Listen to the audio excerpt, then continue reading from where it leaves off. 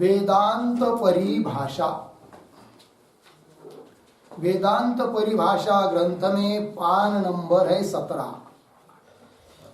17 page के ऊपर प्रथम ही पंक्ति है, किंच सिद्धांते। ठीक है, तो बात यह चल रही है कि प्रमा का लक्षण कर दिया था पीछे, और लक्षण था अनधिगत अबाधित अर्थ विषयक ज्ञानत्वं प्रमात्वं। अनधिगत अबाधित ऐसा जो अर्थ विषय है, उस अर्थ को विषय करने वाला जो ज्ञान, उसको कहते हैं क्या? प्रमा। तो इस ज्ञान की, इस प्रमा के लक्षण की धारावाहिक वृत्ति में, धारावाहिक ज्ञान स्थल में अव्याप्ति दिखाई, फिर उस अव्याप्ति का वारण भी किया। किंतु ये सब बात हुई, जो लोग धारावाहिक ज्ञान का भेद मानते हैं, उनके मत में द्वितीयादिक ज्ञान में अव्याप्ति दिखाकर उस अव्याप्ति का निरसन भी कर दिया। काल का प्रत्यक्ष होता है इस बात को लेकर, ठीक है कि नहीं? किंतु वेदांत सिद्धांत में क्या बात है? तो वेदांत सिद्धांत में कह रहे हैं कि धारावाहिक बुद्धि स्थल जो अन्य लोग मानते हैं, उस प्रकार वेदांत मत में धारावाहिक बुद्धि स्थल में ज्ञान का भेद ही नहीं है। यदि ज्ञान का भेद होता तब द्वितीयादिक ज्ञान में अव्याप्ति होती, किंतु ज्ञान का भेद नहीं है, इसलिए अव्याप्ति होने का प्रश्न ही उठता नहीं। इस बात को कह रहे किंच इत्यादि पंक्ति से मिला। तो किंच सिद्धांते, सिद्धांते मतलब अद्वैत सिद्धांते, अद्वैत सिद्धांत में धारावाहिक बुद्धि स्थले न ज्ञान भेद, ज्ञान का भेद नहीं है, अर्थात प्रमा भेद नहीं है, ज्ञान का भेद नहीं है। किंतु फिर कैसा है? यावत घट स्फुरनम, जितने काल तक घट का स्फुरन अर्थात घट का ज्ञान, घट है घट है घट है ऐसा ज्ञान जब तक होता ही रहता है एक जैसा ही, तो तावत उतने काल तक घटाकार अंतकरण वृत्ति एका एव। घट के आकार वह अंतकरण की वृत्ति अर्थात जिसको ज्ञान शब्द से बोलते हैं, वह भिन्न भिन्न नहीं है। किसी व्यक्ति के आंख का सन्निकर्ष घट के साथ हुआ और ज्ञान हुआ अयम घट, और आधे घंटे तक, 1 घंटे तक वो व्यक्ति उस घट को देखता ही रहा, तो क्षण भेद से वहां पर वृत्ति का अर्थात ज्ञान का भेद वेदांत मत में माना नहीं है, जैसे अन्य लोगों ने माना है। तो अन्य लोगों के मत में क्षण को लेकर प्रथम क्षण विशिष्ट घट का ज्ञान अलग, द्वितीय क्षण विशिष्ट घट का ज्ञान अलग, इसलिए वहां पर क्या होता है? ज्ञान का भेद है, वृत्ति का भेद माना है, इसलिए द्वितीय ज्ञान में अव्याप्ति होती है। किंतु वेदांत मत में इस प्रकार ज्ञान का भेद माना नहीं है, अतः अव्याप्ति का प्रश्न ही नहीं है। प्रथम वृत्ति वही अंतिम तक रहती है, और उस प्रथम वृत्ति में, प्रमा वृत्ति में तो लक्षण तो चला गया। कौन सा? अनधिगत अबाधित अर्थ विषयक ज्ञानत्वं प्रमात्वं। ठीक है, तो वही किंच यावत घट स्फुरणम तावत घटाकार, घट के आकार भी अंतकरण वृत्ति ही एका एव, न तो नाना। नाना मानने की जरूरत नहीं है, क्योंकि नाना मानने में एक तो कोई कारण नहीं है, दूसरी बात गौरव दोष होता है। फिर क्या है? फिर वृत्ति, दूसरी वृत्ति, वो वृत्ति कब तक रहेगी? घटाकार हुई वृत्ति कब तक रहेगी? तो उसका उत्तर दे रहे, जब तक उसके विरोधी दूसरी वृत्ति उत्पन्न होती नहीं है। जब पटाकार वृत्ति होगी, मठाकार वृत्ति होगी, तब वो घटाकार वृत्ति नष्ट होगी। वही कह रहे स्वविरोधी उत्पत्ति, स्वविरोधी वृत्ति उत्पत्ति पर्यंतम, स्व घटाकार वृत्ति, उसके विरोधी वृत्ति पटाकार वृत्ति, इस प्रकार। तो स्वविरोधी वृत्ति उत्पत्ति पर्यंतम स्थायित्व अभ्युपगमात्, उस वृत्ति को, प्रमा वृत्ति को स्थायी माना है, स्थिर माना है, एक ही माना है, अतः अव्याप्ति होती नहीं है। अब आगे तथा च, फिर प्रमा ज्ञान कौन सा है? देखिए, तथा च तत्प्रतिफलित चैतन्य रूपम घटादि ज्ञानम अपि तत्र तावत कालीनम एकम एव। वृत्ति एक है, तो वृत्ति में प्रतिफलित चैतन्य, प्रतिबिंबित चैतन्य जिसको हम ज्ञान कहते हैं, तो वो ज्ञान भी एक है। वृत्ति में भेद नहीं है तो ज्ञान में भी भेद नहीं है। ठीक है, वही कह रहे। तथा च तत्प्रतिफलित चैतन्य रूपम, इसका अर्थ लिखा है आप लोगों ने, वृत्ति प्रतिबिंबित चैतन्य रूपम।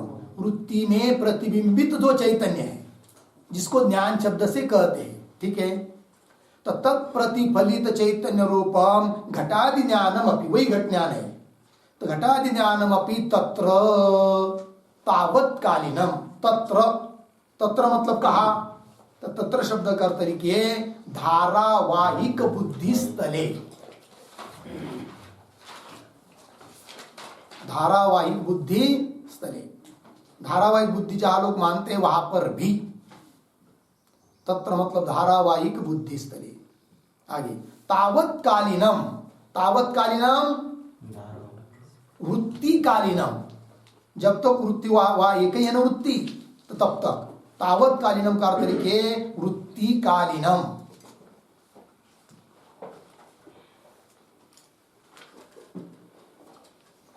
वृत्तिकालीनम एकम एव, एक ही है। मिल गया जी। तावत्कालीनम एकम एव, कौन एकम एव? ज्ञानम, घटादि ज्ञानम एकम एव, वो घटादि ज्ञान एक ही है। उस घटादि ज्ञान का स्वरूप क्या है? तत्प्रतिफलित चैतन्य रूपम, वृत्ति में, घटाकार वृत्ति में प्रतिबिंबित जो चैतन्य, वही घट ज्ञान है। और वो घट ज्ञान तब तक एक ही है, कब तक? जब तक वो घटाकार वृत्ति एक है। घटाकार वृत्ति नष्ट नहीं होती है तब तक वह ज्ञान भी एक ही, ज्ञान में भेद नहीं है, और वही ज्ञान प्रमा है कि नहीं? यदि ज्ञान में भेद रहता, पहला ज्ञान, दूसरा ज्ञान, तीसरा ज्ञान, तब द्वितीय आदि ज्ञान में क्या होती? अव्याप्ति। किंतु अव्याप्ति का प्रश्न ही नहीं उठता, क्योंकि ज्ञान एक ही है। वही तत्र तावत्कालीनम एकम एव, है कि नहीं? कौन एकम एव?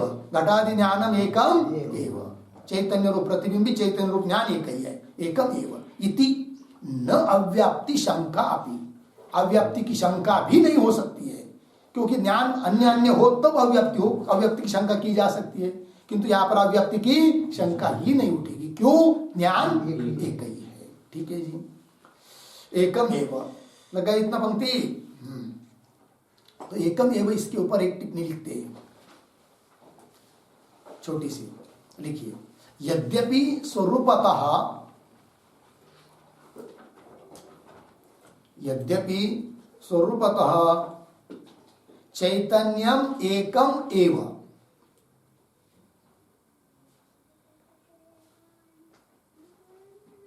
यद्यपि स्वरूपतः चैतन्यम एकम एव, अर्धविराम, चैतन्य भेद अनभ्युपगमात्, चैतन्य भेदानभ्युपगमात्, चैतन्य भेद अनभ्युपगमात्, पूर्ण विराम, तथापि, तथापि आकाशवत्, तथापि आकाशवत् उपाधि भेदात,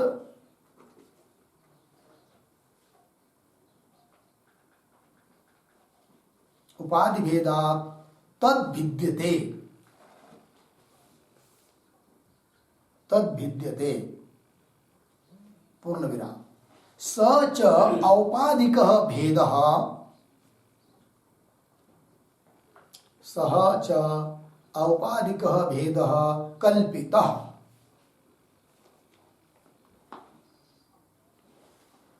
औपाधिक भेद कल्पित, पूर्ण विराम, अत्र तु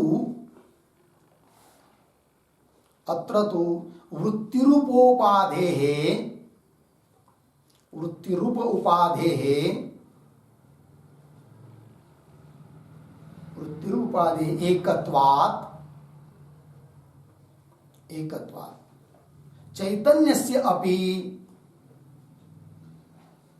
चैतन्यस्य अपि एकत्वम इति भावः, चैतन्यस्य अपि एकत्वम इति भावः। भाव। ठीक है, अर्थ देखिए भाई, यद्यपि स्वरूपता चैतन्य ब्रह्म एक ही है, क्योंकि चैतन्य का भेद माना नहीं है, तो भी जैसे आकाश का भेद नहीं है, तो भी घटाकाश, पटाकाश, मठाकाश ये और होता है कि नहीं, उपाधि को लेकर, उस प्रकार आकाशवत उपाधि भेदात तद विद्यते, चैतन्य का भेद माना जाता है, किंतु वह औपाधिक अर्थात उपाधि के द्वारा किया गया भेद कल्पित होता है। और यहां पर तो घटाकार जो वृत्ति है, उस वृत्ति रूप उपाधि एक होने के कारण उसमें प्रतिफलित चैतन्य रूप ज्ञान वो भी एक ही है, नाना नहीं है, अतः अव्याप्ति की शंका भी नहीं है। चैतन्य से अपि एकत्वम इति भाव। लग गया पंक्ति, आगे चलिए। ये यहां तक बात पूरी हो गई, तो लक्षण बन गया किसका, प्रमा का। क्या लक्षण बना, अनधिगत अबाधित अर्थ विषयक ज्ञानत्वम प्रमात्वम। बोलिए, अनधिगत अबाधित अर्थ विषयक ज्ञानत्वम प्रमात्वम। हो गया, ये प्रमा का लक्षण हुआ। अब पूर्व पक्षी बोलता है कि इस लक्षण की पुनः अव्याप्ति होगी। क्या होगी, बोलेंगे कहा, तो ध्यान दीजिए, जैसे सामने घट रखा है, व्यवहार है, व्यवहार काल में घट रखा है और ज्ञान हो रहा है अयम घट, तो अयम घट यह ज्ञान प्रमा ज्ञान है कि नहीं, फिर उसमें प्रमा का लक्षण जाना चाहिए। बोलेंगे जाएगा, बोलेंगे घटाओ, तो लक्षण है प्रमा का क्या, अनधिगत अबाधित अर्थ विषय। तो यहाँ पर अर्थ कौन है, घट, अर्थ मतलब विषय कौन है यहाँ, घट। और वो घट अनधिगत है कि नहीं, इसके पहले ज्ञात था क्या, नहीं, अनधिगत है। और अबाधित है कि नहीं, अबाधित है, किंतु पूर्व पक्षी बोलता है कहा अबाधित है, वो तो बाधित है। जैसे अयम सर्प, इस ज्ञान का विषय सर्प बाधित है, बाध होता है उसका, उस प्रकार यहां पर भी ब्रह्म ज्ञान होने पर समस्त प्रपंच का ही बाध हो जाता है, तो उस प्रपंच के अंतर्गत घट का बात नहीं होगा। तो यहां पर अयम घट, इस ज्ञान का विषय घट अनधिगत चाहिए और अबाधित चाहिए, किंतु यहां पर तो वह बाधित है। तो बाधित अर्थों को विषय करने वाला यह ज्ञान है कौन सा, अयम घट है कि नहीं, उसमें लक्षण जाएगा नहीं, फिर वो प्रमा ज्ञान नहीं कहेंगे उसको, क्योंकि प्रमा ज्ञान उसको कहते हैं कि जिस ज्ञान का विषय अनधिगत हो, अबाधित हो। यहां पर घट अनधिगत तो है किंतु अबाधित नहीं है, अपितु बाधित है। ब्रह्म ज्ञान से बाध होता है, तो लक्षण समन्वय नहीं हो रहा है, अव्याप्ति। समझ में आई, वही कर रहा है पूर्व पक्षी। ननु सिद्धांते, ननु मतलब पूर्व पक्षी की शंका, वो कहता है सिद्धांते, सिद्धांते अद्वैत सिद्धांते, तुम्हारे वेदांत मत में, ननु सिद्धांते घटादेहे मिथ्यात्वेन बाधितत्वात् तज्ज्ञानम कथम प्रमाणम, ये उसकी शंका है। शंका समझ में आएगी नहीं, घटादे मिथ्यात्वेन, घटादि मिथ्या होने के कारण बाधितत्वात्, वो बाधित है, और बाधितत्वात् बाधित होने के कारण है कि नहीं, तज्ज्ञानम, तज्ज्ञानम घटादि ज्ञानम, घटादि विषयक ज्ञानम कथम प्रमाणम। कथम प्रमाण मतलब कथम प्रमा, अर्थात न प्रमा इत्यर्थ। कथम शब्द के बल पर क्या अर्थ निकल आया, कथम प्रमाण मतलब न प्रमा, उस घट ज्ञान को प्रमा नहीं कह सकते, उसमें लक्षण नहीं घटेगा, तो अव्याप्ति हो गई। कौन कह रहा है, पूर्व पक्षी। ठीक, तो आगे उच्चते, अब सिद्धांति उसका उत्तर दे रहे हैं। ब्रह्म साक्षात्कारानंतरम ही घटादि नाम बाध। सिद्धांति कह रहे हैं, उत्तर देने वाले, कि अरे भाई घट का बाध होता है, बात सही, किंतु बाध कब होता है, ब्रह्म ज्ञान होने के बाद बाध होता है ना, ब्रह्म ज्ञान होने के पहले बाध होता है क्या, नहीं। और हम जो प्रमा का लक्षण कर रहे हैं वो कब, ब्रह्म ज्ञान होने पहले तक, मतलब व्यवहार काल में अबाधित चाहिए हमको। ब्रह्म ज्ञान होने पर तो सभी प्रपंच का बाध होना है, वो तो बात ही अलग है, किंतु ब्रह्म ज्ञान होने के पहले व्यवहार दशा में अबाधित चाहिए, और घट व्यवहार दशा में अबाधित है, अतः लक्षण समन्वय होगा, अव्याप्ति नहीं होगी। ठीक है, वही कह रहे उच्चते ब्रह्म साक्षात्कारानंतरम ही घटादीनाम बाद। और साक्षात्कार, अधिष्ठान के साक्षात्कार से बाद होता है अध्यस्त वस्तु का, इसके लिए प्रमाण दे रहे श्रुति का। क्या श्रुति है? यत्र तु अस्य सर्वम आत्मा एव अभूत तत्केन कम पश्येत्, है कि नहीं? इति श्रुते है, मतलब इस श्रुति प्रमाण से बात सिद्ध है क्या कि अधिष्ठान ब्रह्म का ज्ञान होने के बाद समस्त प्रपंच का बाद होता है। ये हमको भी मान्य है, तो भी यहाँ पर घट ज्ञान में लक्षण की अव्याप्ति नहीं होगी, ये कहना है। तो यह जो आया ना पंक्ति यत्र त्वस्य सर्वम आत्मा एव अभूत, इस पर लिखते एक वाक्य और श्रुति का अर्थ भी लिखाते। तो लिखिए, अधिष्ठान साक्षात्कारस्य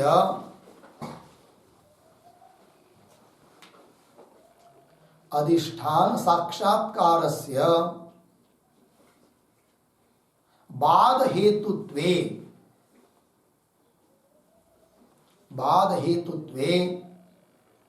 बृहदारण्यक श्रुतिं प्रमाणयति, बृहदारण्यक श्रुतिं प्रमाणयति यत्र इति, श्रुतिं प्रमाणयति यत्र इति पूर्ण विराम। अब श्रुति के पदों का अर्थ लिखिए। श्रुत्यर्थः तु, श्रुत्यर्थः तु देखिए, यत्र प्रतीक है, यत्र बराबर यस्मिन् काले, यस्मिन् काले अर्धविराम, तु अस्य, ये प्रतीक, तु अस्य बराबर ब्रह्म साक्षात्कारवतः पुरुषस्य,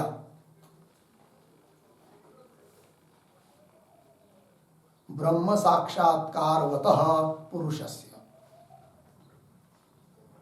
आगे प्रतीक है सर्वम,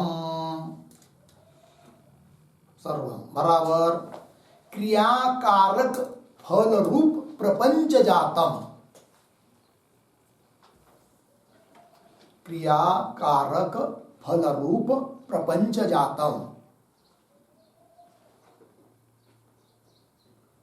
क्रियाकारक फल रूप प्रपंच जातम, ठीक, पूर्ण विराम। आगे प्रतीक आत्मा एव,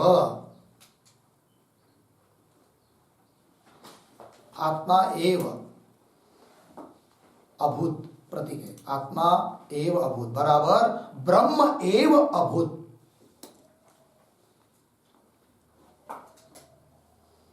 ब्रह्म एव अभूत, पूर्ण विराम।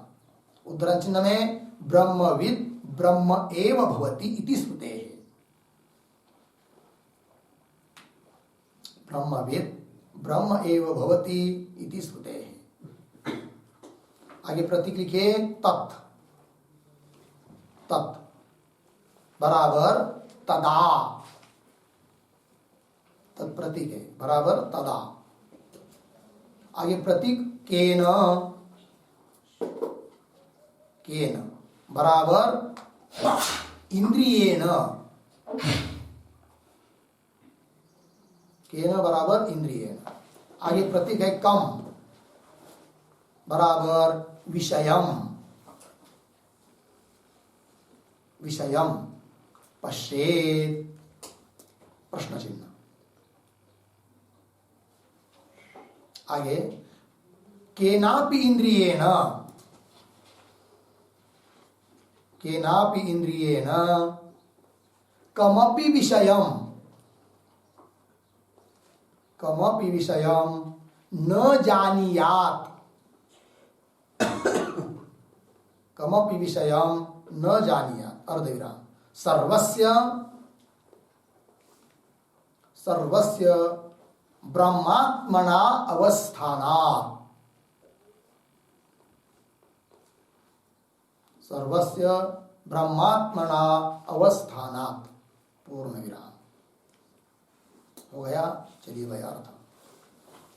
तो अधिष्ठान साक्षात्कार से, अधिष्ठान का साक्षात्कार होने पर बाद होता है, अर्थात बाद के लिए कारण अधिष्ठान का साक्षात्कार है। इस बात के लिए श्रुति का प्रमाण दिया। श्रुति का अर्थ बताया कि यत्र जिस समय इस ज्ञानी पुरुष को, ब्रह्म साक्षात्कारवान पुरुष को सर्वम आत्मा एव अभूत, सभी क्रिया कारक फल सब समस्त प्रपंच घट पट शरीर आदि सब कुछ आत्मा ही अभूत, ब्रह्म ही हो गया, सब कुछ ब्रह्म हो गया उसके लिए। ब्रह्म के अलावा कुछ है नहीं है, क्योंकि अध्यस्त वस्तु अधिष्ठान से अतिरिक्त होती ही नहीं है कि नहीं? सब कुछ ब्रह्म ही हो गया। और कहा भी है श्रुति ने, ब्रह्मविद ब्रह्म एव भवति, ब्रह्मवेत्ता ब्रह्म ही हो जाता है। ऐसे समय तदा तदा केन इंद्रियेण कम विषयम पश्येत्, किस इंद्रिय के द्वारा और किस विषय को देखेगा, अर्थात किसी भी इंद्रिय के द्वारा किसी भी विषय को नहीं जानेगा, क्योंकि उसको सब कुछ क्या दिखाई दे रहा है, क्या मालूम पड़ रहा है, ब्रह्म ही मालूम पड़ रहा है। लग गया कि नहीं? सर्वस्य ब्रह्मात्मना अवस्थाना, ये बात कही। तो किस लिए कहा बीच में सब कि अधिष्ठान का साक्षात्कार होने से, है कि नहीं, क्या होता है, अध्यस्त वस्तु का बाद होता है, ये बात बता दी। अब पूर्व पक्ष ने जो शंका की थी कि घट का बाद होता है तो लक्षण उसमें नहीं जाएगा, प्रमा का लक्षण, तो बोल रहे हैं ब्रह्म साक्षात्कार के बाद होता है, बात सही, किंतु हमने जो प्रमा का लक्षण किया है वो किस अवस्था में किया है उसको समझिए। तो आगे की पंक्ति देखिए, इति श्रुते के बाद न तु संसार दशायाम बाधः। लग गया पंक्ति? तो पंक्ति कैसी हुई? उच्चते, पीछे आया कि नहीं उच्चते? तो उच्चते ब्रह्म साक्षात्कारानंतरम ही घटादीनाम बाधः न तु संसार दशायाम बाधः। ब्रह्म साक्षात्कार होने के बाद भले बाद होता हो, किंतु संसार दशा में बाद नहीं होता है। न तो संसार दशायाम बाद। लग गया पंक्ति? हाँ। तो न तो संसार दशायाम, संसार दशायाम का अर्थ लिखिए व्यवहार दशायाम।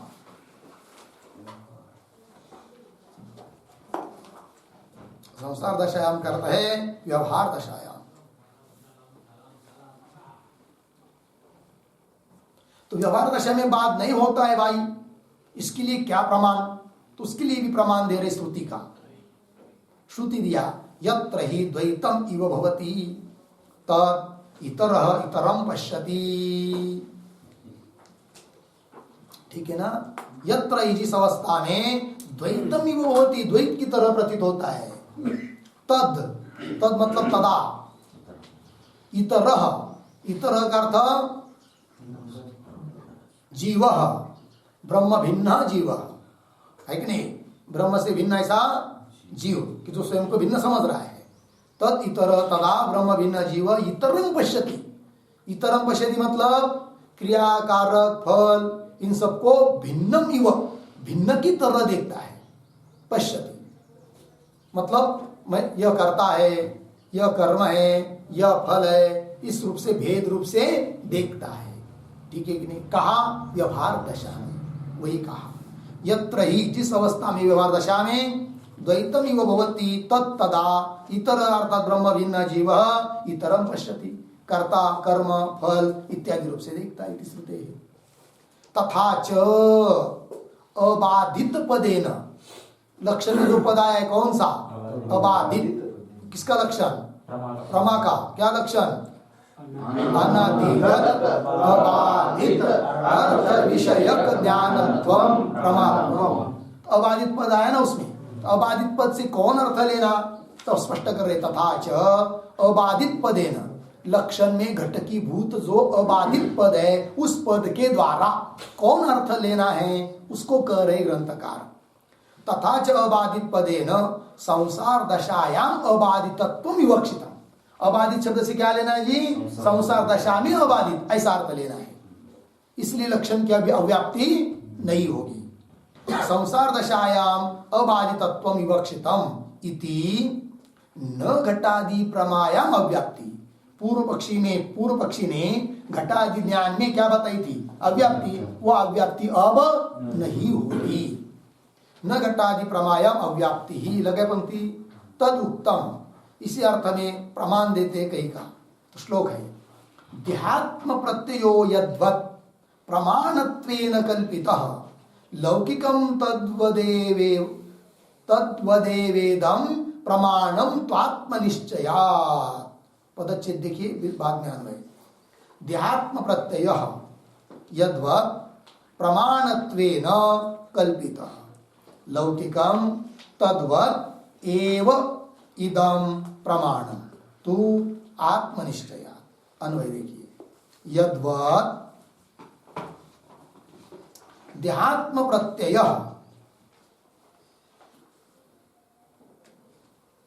देहात्म प्रत्यय तु आत्मनिश्चयात् आत्मनिश्चयात् ऊपर प्रमाणत्वेन कल्पितः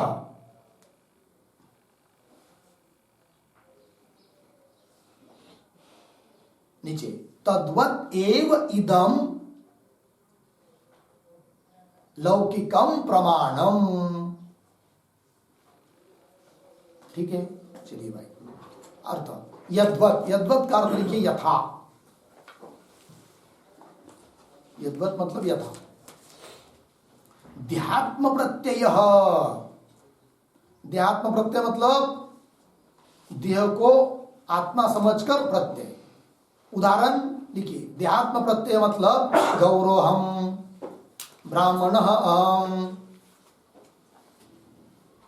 गौरः अहम्, ब्राह्मणः अहम् इत्याद्याकारकः। गौरः अहम्, ब्राह्मणः अहम्, गौरोहम ब्राह्मणोहम इत्याद्याकारकः देहात्म प्रत्यय। इत्यादि स्वरूप जो देहात्म प्रत्यय मतलब देह को आत्मा मानकर सब प्रत्यय व्यवहार हो रहा है। यद्वत् यथा, यद्वत् यथा देहात्म प्रत्यय लगे पंक्ति कब तक रहता है वो? तू आत्मनिश्चयात्। आत्मनिश्चयात् का अर्थ लिखिए ब्रह्म साक्षात्कार पर्यंतम। तू आत्मनिश्चयात् आए कि नहीं, मतलब ब्रह्म साक्षात्कार पर्यंतम। आगे प्रमाणत्वेन कल्पितः, प्रमाणत्वेन कल्पितः का अर्थ प्रमा इति व्यवह्रियते।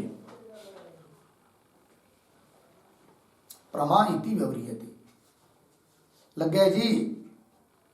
आगे तद्वत् मतलब तथा। तद्वत् मतलब यह तथा एव इदं लौकिकं प्रमाण। इदं लौकिकम, लौकिकम मतलब लोक व्यवहार सिद्धम घटादि ज्ञानम।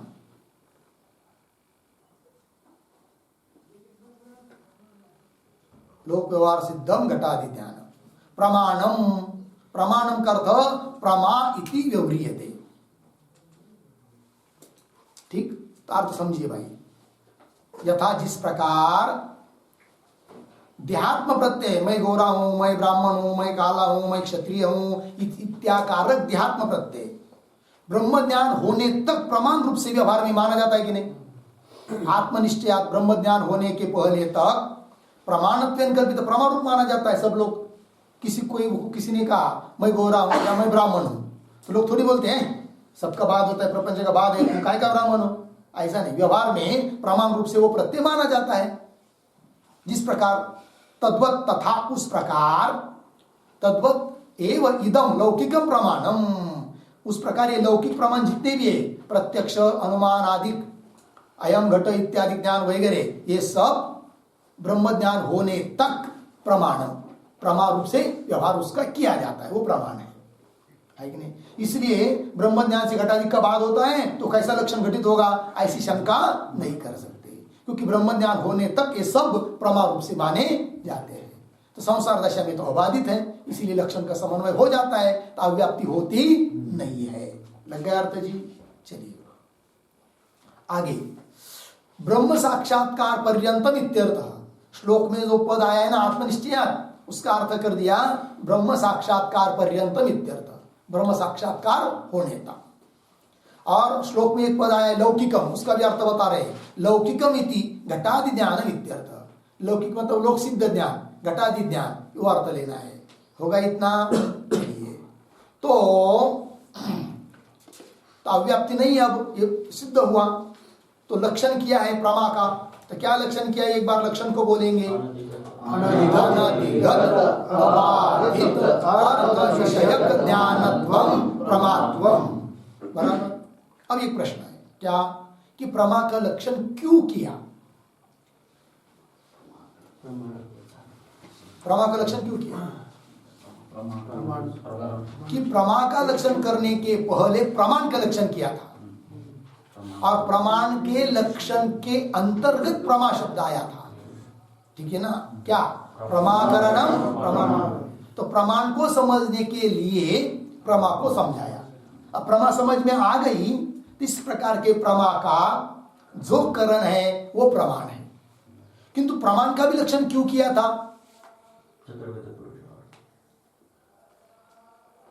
प्रमाण का भी लक्षण क्यों किया था? कि ग्रंथकार ने इस ग्रंथ में क्या ब्रह्म ज्ञान, ब्रह्म विषय प्रमाण कथन करने की प्रतिज्ञा की थी, और प्रमाण के बिना वस्तु सिद्धि होती नहीं है। अतः पहले प्रमाण किसको कहते, इसका लक्षण करना पड़ा। फिर प्रमाण का लक्षण किया तो प्रमाण के लक्षण के अंतर्गत प्रमा शब्द आया, तो प्रमा का भी लक्षण करना पड़ा। ठीक है। अब सिद्ध हुआ कि प्रमा का जो करण है उसको कहते क्या? प्रमाण। वो फिर अब वो लक्षण किया ना प्रमाण का, तो उसी समय वहां पर भेद करने चाहिए थे कि ये लक्षण है प्रमाण का और इतने इतने प्रमाण के भेद है, किंतु वहां पर भेद नहीं बताए, क्योंकि बीच में प्रमा का लक्षण करना पड़ा। फिर उसके ऊपर अव्याप्ति आदि प्रश्न उठाए, उसका भी खंडन कर दिया, फिर प्रमा का लक्षण सिद्ध हुआ। तो प्रमा का लक्षण बीच में करना पड़ा, वो पूरा हुआ। अब मूल में पुनः आ रहे कि जो प्रमाण का लक्षण किया था प्रमाकरणम प्रमाणम, अब उस प्रमाण के भेद, तो कितनी प्रकार के प्रमाण है वो अब कह रहे आगे की पंक्ति में। तानि च प्रमाणानि षट्, वो कितने प्रमाण है? 6। कौन कौन? प्रत्यक्ष, अनुमान, उपमान, आगम, अर्थापत्ति, अनुपलब्धि, भेदात। है कि नहीं? ये 6 प्रमाण है भाई। प्रत्यक्ष प्रमाण है, अनुमान प्रमाण है, उपमान प्रमाण है, आगम मतलब शब्द प्रमाण है, और अर्थापत्ति प्रमाण, और एक अंतिम का है अनुपलब्धि प्रमाण। लग गया जी? ये सबका विवेचन विस्तार पूर्वक आगे हो रहा है। अब को शब्द समझना है। हाँ, आगम शब्द, आगम से शब्द प्रमाण। आगे चलिए। तत्र, अब तत्र नाम प्रमाणानाम मध्ये, तत्र शब्द का अर्थ तत्र बराबर प्रमाणानाम मध्ये। अब 6 प्रमाणों के बीच में सबसे पहला प्रमाण कौन है? प्रत्यक्ष है।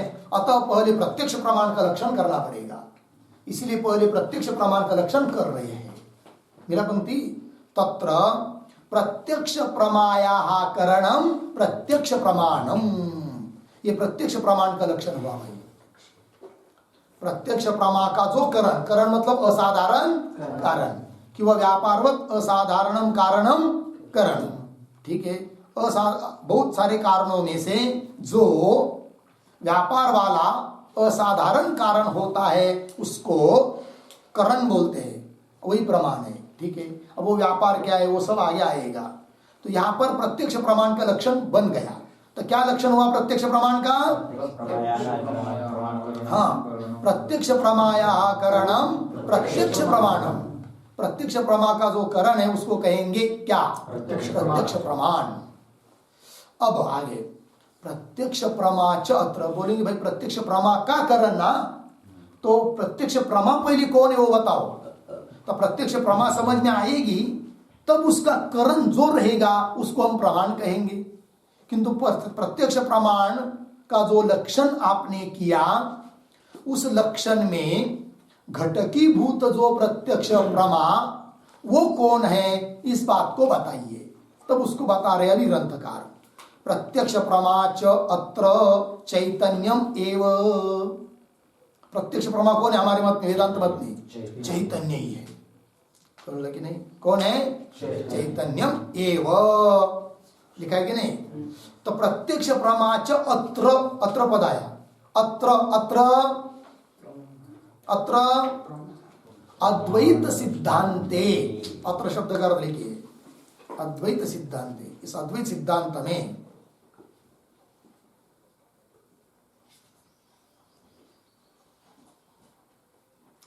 चैतन्यम एव एव पद आया जी। एव पद क्या कहता है? एव शब्द का अर्थ देखिए, एव कारेण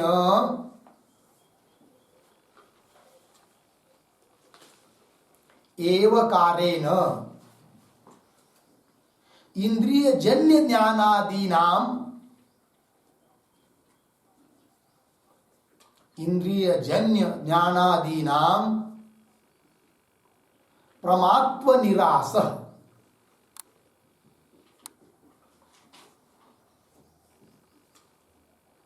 प्रमात्व निरास।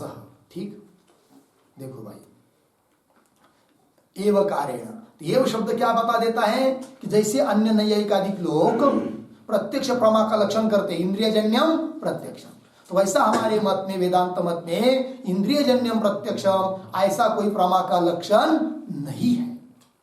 इस बात को बताया कौन से शब्द ने?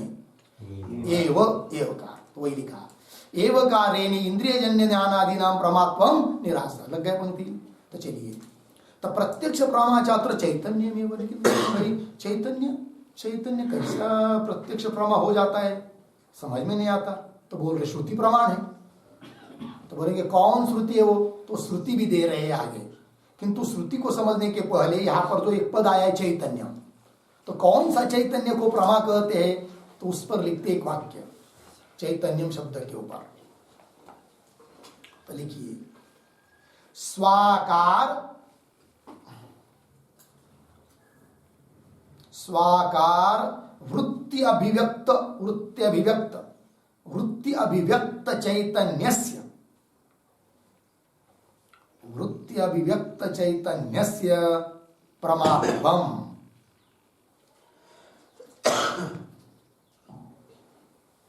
वृत्त्यभिव्यक्त चैतन्यस्य लिखा कि नहीं? वृत्त्यभिव्यक्त चैतन्यस्य कंस में लिखिए, वृत्ति प्रतिबिंबित चैतन्यस्य वा, वृत्ति प्रतिबिंबित चैतन्यस्य वा, कंस बंद, फिर आगे प्रमात्वम, प्रमात्वम पूर्ण विराम, आगे न तु शुद्ध चैतन्यम, न तु शुद्ध चैतन्यम अर्धविराम, अज्ञान अनिवर्तकत्वेन,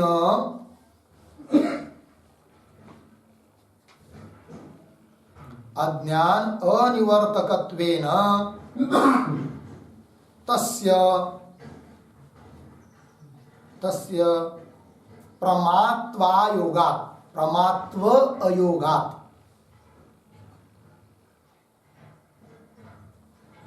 प्रमात्व अयोगात्। ठीक है, अर्थ देखिए भाई, कौन चैतन्य प्रमा है? तो स्वाकार वृत्ति अभिव्यक्त चैतन्य, चैतन्य से प्रमात्व, स्वाकार, स्व, स्व घटादि विषय, स्व शब्द से क्या लेंगे? घटादि विषय, स्वाकार घटाकार, जैसे अंतकरण की वृत्ति गई घट तक, घट के आकार आकार हुई, तो स्वाकार वृत्ति, घटाकार वृत्ति, उस वृत्ति में अभिव्यक्त चैतन्य, क्यों? उस वृत्ति में प्रतिबिंबित चैतन्य, प्रतिफलित चैतन्य, तो जिसका आकार हो जाता है अयम घटा। ठीक है ना? तो वृत्ति अभिव्यक्त चैतन्य से प्रमात्व, मतलब वृत्ति में प्रतिफलित चैतन्य प्रमा है, वृत्ति में आया हुआ जो चैतन्य वो प्रमा है। चैतन्य, चैतन्य प्रमा मतलब शुद्ध चैतन्य को नहीं लेना, वही इसीलिए लिख दिया आगे, न तो शुद्ध चैतन्य, शुद्ध चैतन्य को हम प्रमा नहीं कहते, उसमें कोई धर्म नहीं है। बोलेंगे क्यों उसको प्रमा नहीं कहते शुद्ध चैतन्य को?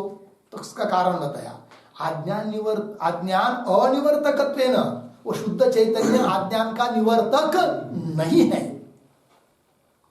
यदि शुद्ध चैतन्य के द्वारा अज्ञान का नाश होता तो सब झंझट संसार दिखाई ही नहीं देता, क्योंकि चैतन्य ब्रह्म तो विद्यमान है हमेशा ही सदा, किंतु उससे कहाँ अज्ञान की निवृत्ति हो रही है? वो तो अज्ञान का साधक है, उसके आश्रय से रहता है कौन?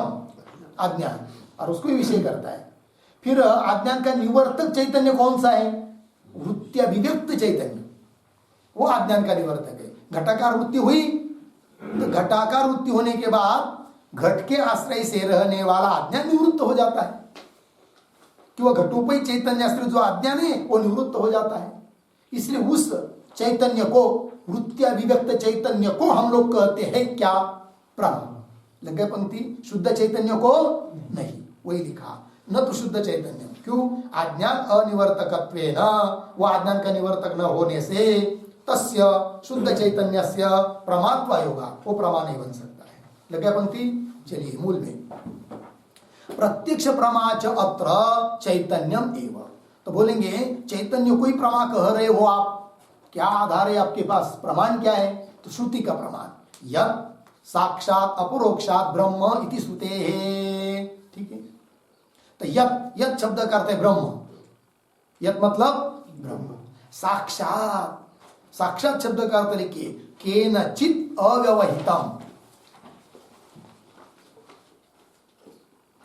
केनचित् अव्यवहितम। आगे हो गया ना? आगे मूल में साक्षात के बाद क्या है? अपरोक्षात। अपरोक्षात शब्द का अर्थ करना है अपरोक्षम।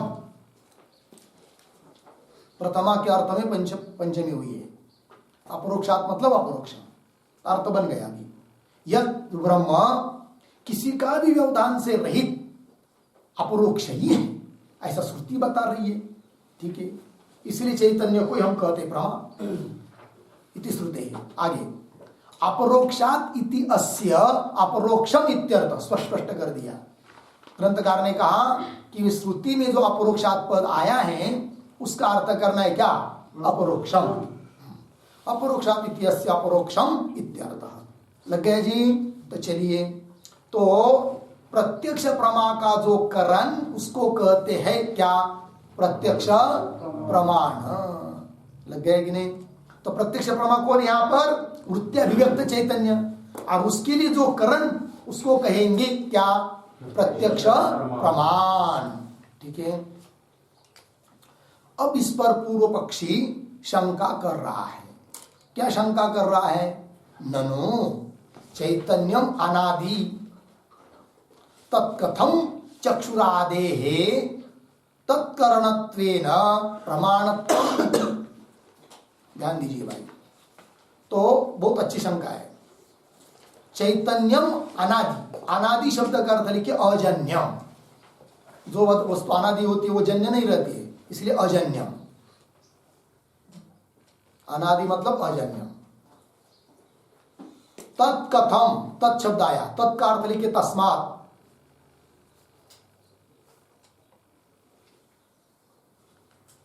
ठीक है ना? तस्मात् कथम चक्षुरादे तत्करणत्वेन, तत्करणत्वेन पद आया कि नहीं? तत्करणत्वेन का अर्थ लिखिए प्रमारूप चैतन्य करणत्वेन।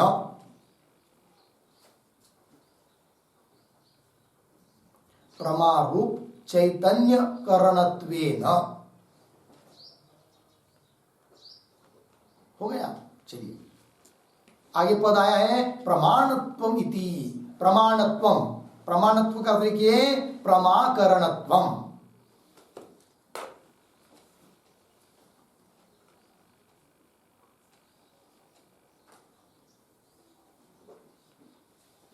प्रमाणत्व का अर्थ है प्रमाकरणत्वम। लग गया अर्थ जी? अब अर्थ समझिए। पूर्व पक्षी कहता है कि चैतन्य कैसा है? अनादि। अनादि अर्थात अजन्य, उत्पन्न नहीं होता है, अनादि। तत्तस्मात् चक्षुरादेः तत्करणत्वेन प्रमाणत्वं कथम। चक्षुरादि को उसका करण मानकर प्रमाणत्व कैसा आएगा, ये प्रश्न है। अब थोड़ा ध्यान दीजिए, उसके पीछे के पृष्ठ पर लक्षण किया है प्रत्यक्ष प्रमाण का। बराबर, क्या लक्षण किया है? प्रत्यक्ष प्रमायः करणम प्रत्यक्ष प्रमाण। करण शब्द का अर्थ क्या होता है? असाधारण कारण। तो अर्थ क्या निकलेगा उस लक्षण का? प्रत्यक्ष प्रमा का जो असाधारण कारण है उसको कहेंगे प्रत्यक्ष प्रमाण। और प्रत्यक्ष प्रमा इस शब्द से क्या अर्थ लिया? चैतन्य है कि नहीं? तो क्या अर्थ हुआ फिर उस लक्षण का? चैतन्य रूप प्रमा का जो करण अर्थात असाधारण कारण, उसको कहेंगे प्रत्यक्ष प्रमा, है कि नहीं? असाधारण कारण अर्थात वो कारण है जो प्रमाण है, और उससे जन्य फिर कौन? प्रत्यक्ष प्रमा। और प्रत्यक्ष प्रमा कौन है अपने यहां? चैतन्य। इसका मतलब प्रमाण से उत्पन्न होती है वो प्रमा, और प्रमा कौन है यहां? चैतन्य। और चैतन्य तो अनादि अजन्य, उत्पन्न होता ही नहीं है, तब कैसे वो प्रत्यक्ष प्रमाण से उत्पन्न होगा? और उत्पन्न नहीं होगा तो उस प्रत्यक्ष प्रमा के लिए चक्षुरादिक करण अर्थात प्रमाण कैसे बनेंगे? क्योंकि प्रमा जो होती है वो प्रमाण से उत्पन्न होती है, और यहां पर प्रमा तो चैतन्य है, और वो तो किसी से उत्पन्न नहीं होती है, तो प्रमाण से कैसे उत्पन्न होगी? और प्रमाण से उत्पन्न ही नहीं होगी वो प्रमा, चैतन्य रूप प्रमा, तब उस चैतन्य रूप प्रमा का करण अर्थात असाधारण कारण चक्षुरादिक प्रमाण है, यह आप कैसा कह सकते हो? शंका समझ में आई? क्या हुआ? देखिए पंक्ति, ननु चैतन्यम अनादि, मिला पंक्ति? अनादि तत् मतलब तस्मात्, अनादि होने से, कथम कान में आगे करिए, तो चैतन्यम अनादि तत् तस्मात् चक्षुरादेहे तत्करणत्वेन, तत्करणत्वेन चक्षुरादेहे प्रमाणत्वं कथम? लग गया कि नहीं? ऐसा अन्वय कैसा? पुनः पढ़ता हूं, ननु चैतन्यम अनादि तत्, तत् का मतलब तस्मात्, तत् है कि नहीं? तस्मात् तत्करणत्वेन चक्षुरादेः, तत्करणत्वेन प्रमारूप चैतन्य करणत्वेन, प्रमारूप चैतन्य का करण रूप से चक्षुरादिक को प्रमाणत्वं कथम, अर्थात वो प्रमा का करण कैसा बनेगा? शंका समझ में आई ना? तो उसका उत्तर दे रहे आगे, उच्यते। लग गया जी? किंतु इसका उत्तर हम लोग इसका विचार कल करेंगे। ओम पूर्णमदः पूर्णमिदं पूर्णात् पूर्णमुदच्यते पूर्णस्य पूर्णमादाय पूर्णमेवावशिष्यते।